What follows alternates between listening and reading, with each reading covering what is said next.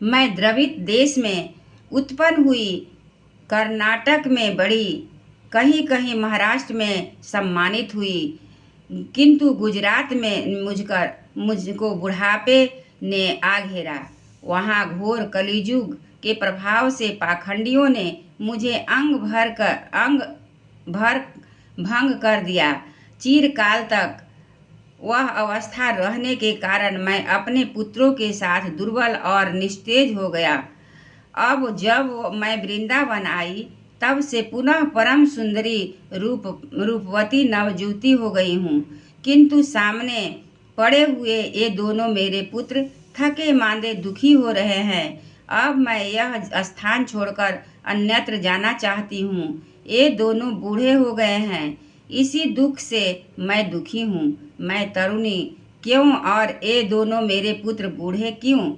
अब हम तीनों साथ साथ रहने वाले हैं, फिर यह विपरीतार्थ क्यों होना?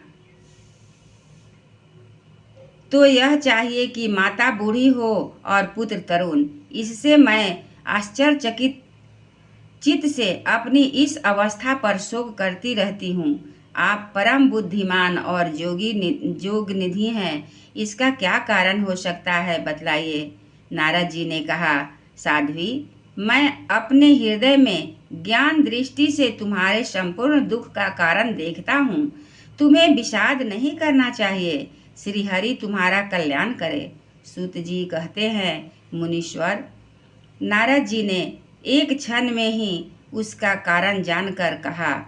नारद जी ने कहा, देवी, सावधान होकर सुनो। यह दारुण कलयुग है। इसी से इस समय सदाचार, योग मार्ग और तप आदि सभी लुप्त हो गए हैं। लोग सठता और दुष्ट कर्म में लगकर आघासुर बन गए हैं।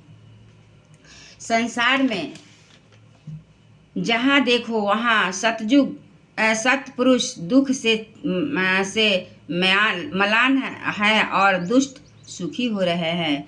इस समय जिस बुद्धिमान पुरुष का धैर्य बना रहे, वही बड़ा ज्ञानी और पंडित है।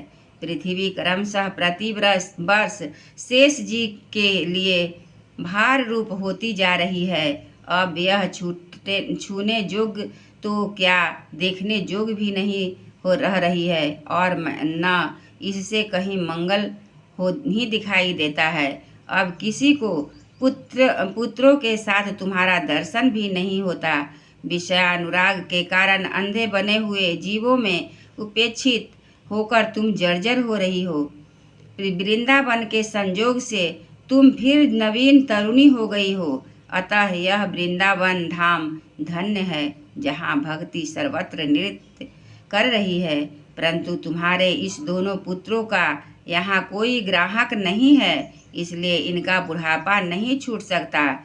यहाँ इनको कुछ आत्म सुख की प्राप्ति होने के कारण ये सोते से जान पड़ते हैं।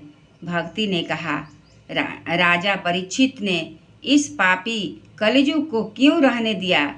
इसके आते ही सब वस्तुओं का सार न जाने कहाँ चला गया। करुणा श्री हरि से भी यह अधर्म कैसे देखा जा रहा है?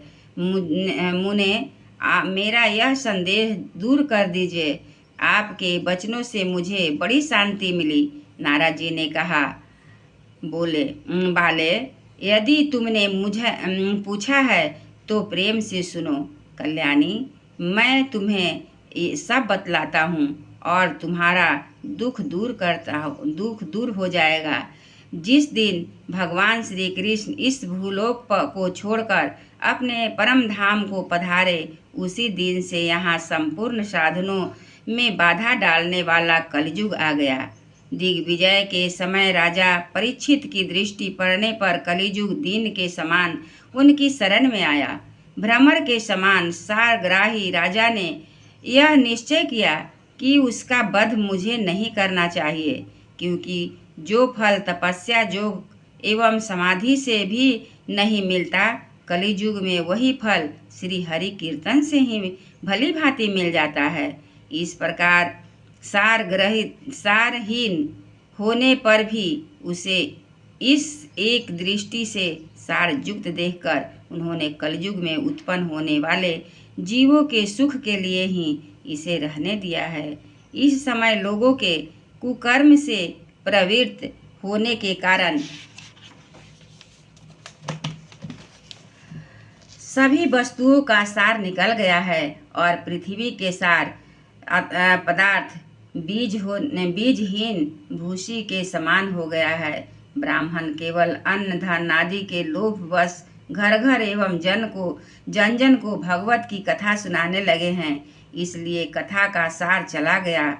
तीर्थों में नाना प्रकार के अत्यंत घोर कर्म करने वाले नास्तिक और नारकी पुरुष भी रहने लगे हैं। इसलिए तीर्थों का भी प्रभाव जाता रहा।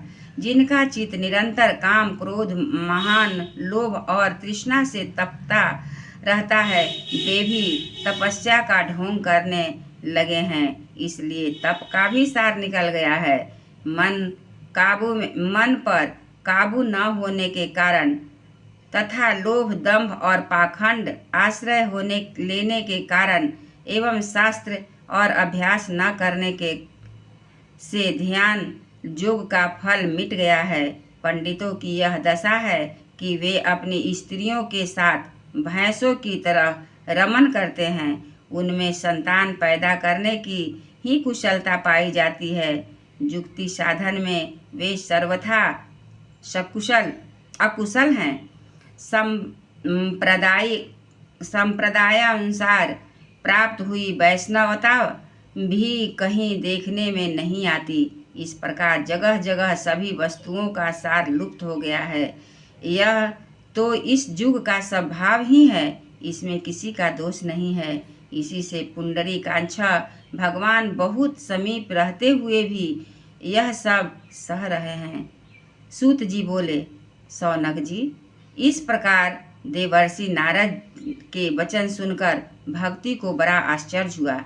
फिर उसने जो कुछ कहा उसे सुनिए। भक्ति ने कहा, देवर्षि, आप धन्य हैं। मेरा बड़ा सौभाग्य था जो आपका समागम हुआ। संसार में साधुओं का दर्शन ही समस्त सिद्धियों का परम कारण है। आपका केवल एक बार का उपदेश धारण करके कयाधु कुमार प्रहलाद ने काया पर विजय प्राप्त कर ली थी। ध्रुव ने भी आपकी कृपा से ही ध्रुव पद प्राप्त किया था। आप सर्व मंगलमय और साक्षात श्री ब्रह्मा जी के पुत्र हैं। मैं आपको नमस्कार करती हूँ। एक बार बोलिए श्रीमद्भागवत गीता की जय। श्री कृष्ण भगवान की जय। नारद भगवान की जय। पहला अध्याय के महात्म्य समाप्त हुआ। अब कल दूसरा अध्याय के महात्म्य पढ़ेंगे।